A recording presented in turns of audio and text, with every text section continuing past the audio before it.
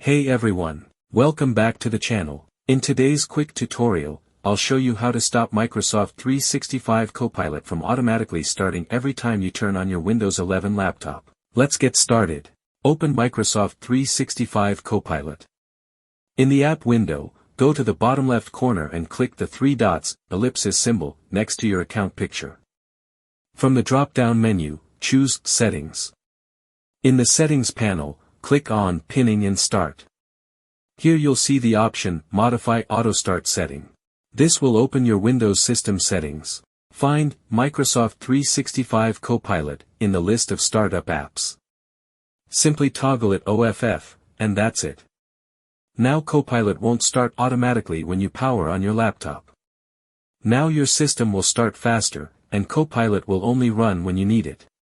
If this video helped you, don't forget to like, subscribe, and share it with others. Thanks for watching.